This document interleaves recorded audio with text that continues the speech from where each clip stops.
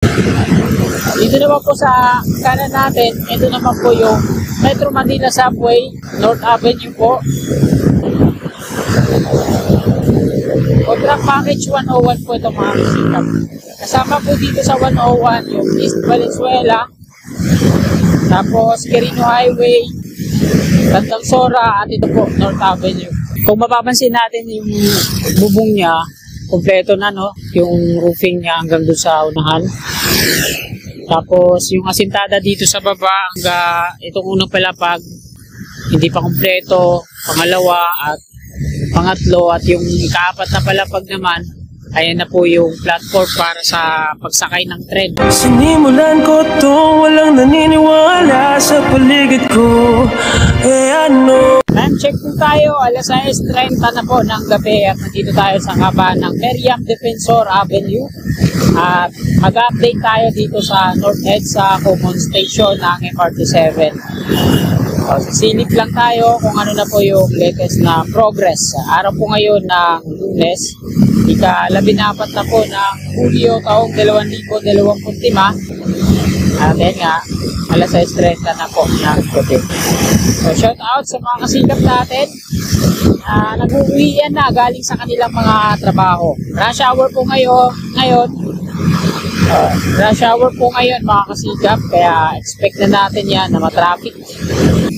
So, update sa panahon natin, ayan, maganda po yung panahon natin ngayon. Hindi umulan, hindi rin mainit, kataptaman lang.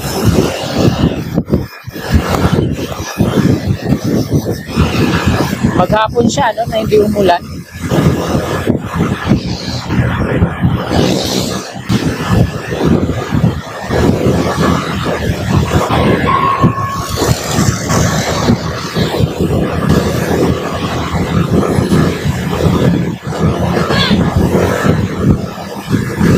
Ayan. Ayan na po yung viaduct ng MRT-7 pakanan patungong QMC, Quezon Memorial Circle.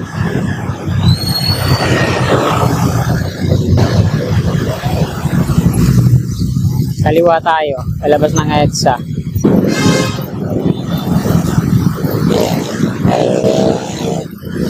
Kaya mga kasikap, nandito na po tayo sa North Avenue po.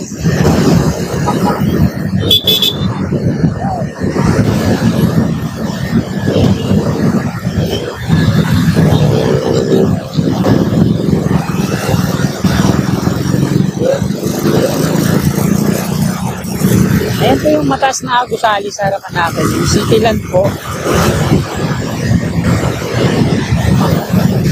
At dito mga kasikap sa unahan, hindi pa rin nakakadiretso itong yung patungong EDSA. Kakanan pa rin po tayo dito sa Mindanao Avenue bago tayo mag-U-turn dito sa harapan ng gate ng North Avenue, Metro Manila Subway.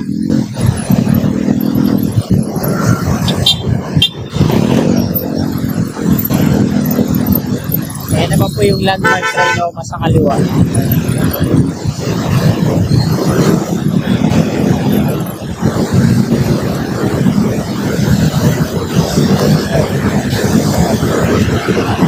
Dito naman po sa kanan natin, ito naman po yung Metro Manila Subway, North Avenue po. Contract package 101 po ito mga kasikap. Kasama po dito sa 101 yung East Valenzuela, tapos Quirino Highway, Tandang Sora, at ito po North Avenue.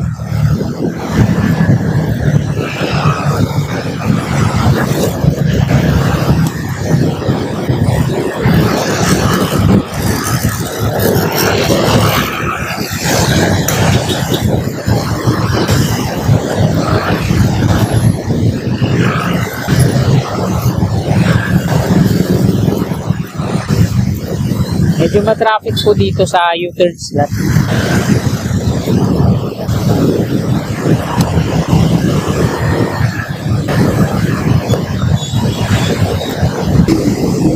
Dito na ulit tayo mga kasikap. Kakanan na po tayo dito. North Avenue po ito ulit.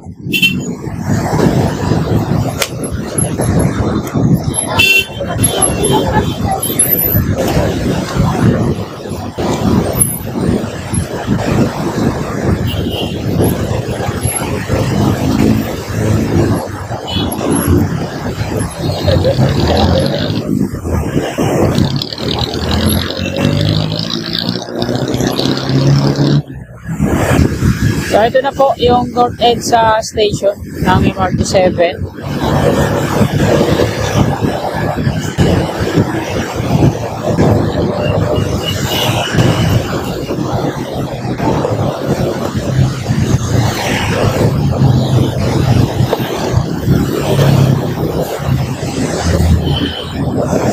Ayan. Kung mapapansin natin yung bubong niya, kompleto na, no? Yung roofing niya hanggang doon sa unahan. Tapos yung asintada dito sa baba hanggang itong unang palapag hindi pa kompleto. Pangalawa at pangatlo at yung ikaapat na palapag naman, ayan na po yung platform para sa pagsakay ng tren. Dito naman sa kaliwa yung elevated walkway, ayan. So hindi pa diretso patungo dito sa estasyon sa may Trinoma. Ito pa yung mga steel girders sa gitna, dami pa, no? So nakuna na natin dito, dako na tayo sa unahan.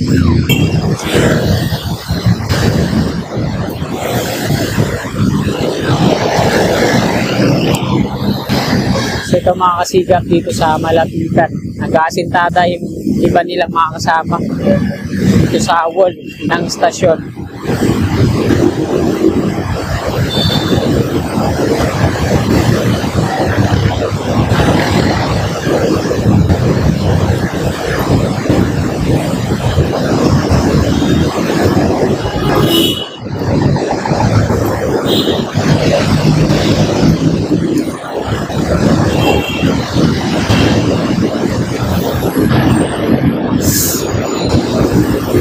Itong estasyon na ito, napakahaba na ito. Hanggang dito yan sa may Unified Grand Central Common Station. Dito mayroon na silang mga steel girders na nilagay dito para sa slab.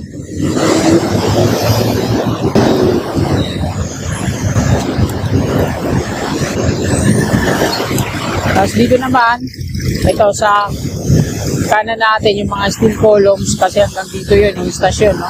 Kukunik yan dyan sa may Unified Grand Central Common Station. So ito yung konkreto na yung coping beam. Ayan yung sasalo sa kabila sa southbound ng EDSA West Avenue, no?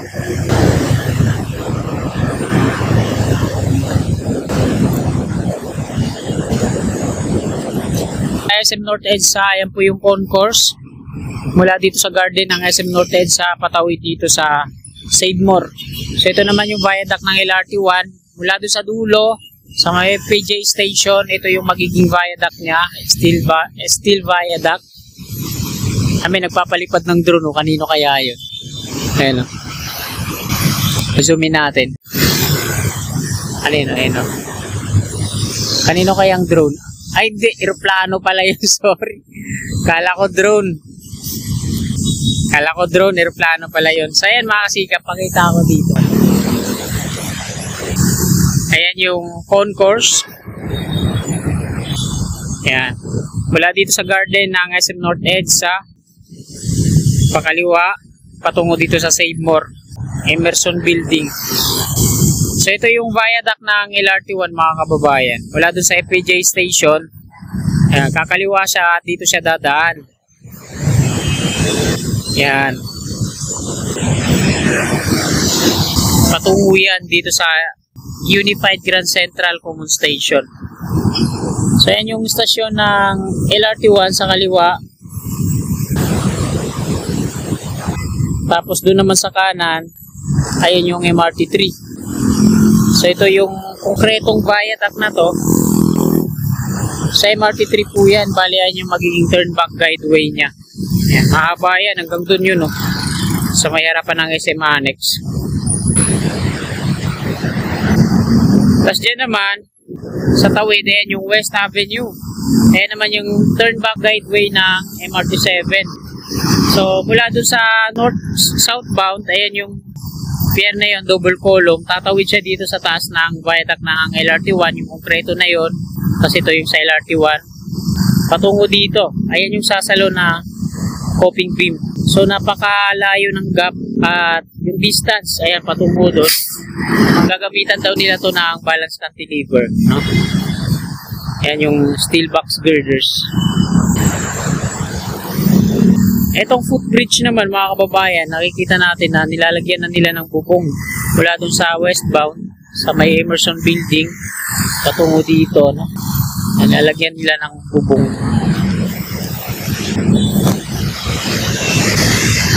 Ayan yung update natin ngayong hapong ito. Dadako na tayo dun sa unahan. Doon tayo mag-end na ating video sa dulo sa may SM Annex. Tara, let's go!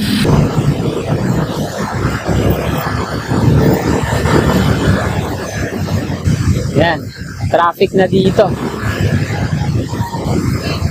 Sa malapitan, ito po yung concourse. So dyan sa may GMA Kamuning mga kababayan, patay sa sinabi ni Secretary Vince Dizon, gagawin palang concourse din yun, ano? Tapos i-connect naman yan dun sa GMA Kamuning Station ng P2P bus. SM North EDSA carousel dito sa ating gawing kaliwa. So dun sa North Avenue na laging bumper to bumper yung mga pasahero sa bus, eh napunta na sila dito. Dito na sila pumasakay, pumupila.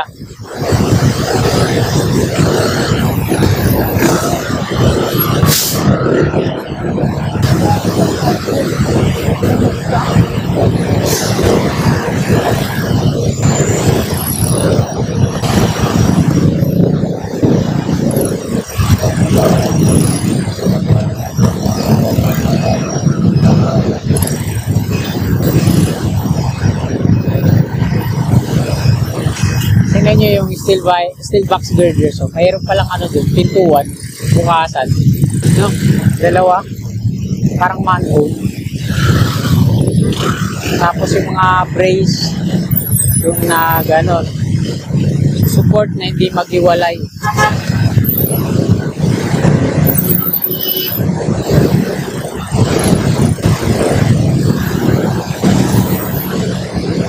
Yan, nandito na tayo sa harap ng SM Annex.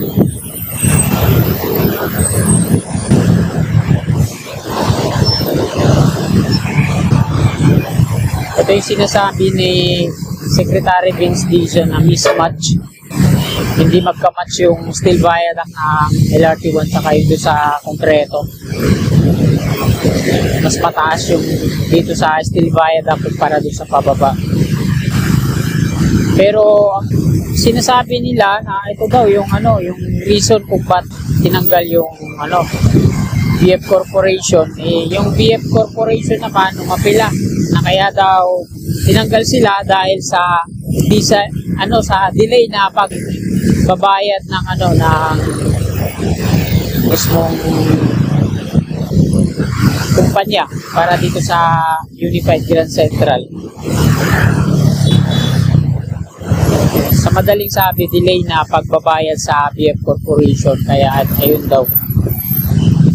Pero wala na, tinuluyan na yung BF Corporation na tanggalin at hinahanapan ng bidding para sa panibagong kontraktor. Sana makahanap na ng kontraktor para madiretso na to, no? Yung ma-open na yung Unified Grand Central Common Station sa lalong madaling panahon at mapakinabangan na ng mga kababayan natin. So nandito na tayo malapit sa FPJ Station, Muñoz. So hanggang dito na lang itong video na to mga kababayan. Magandang gabi po, lagi po tayo mag-iingat. God bless.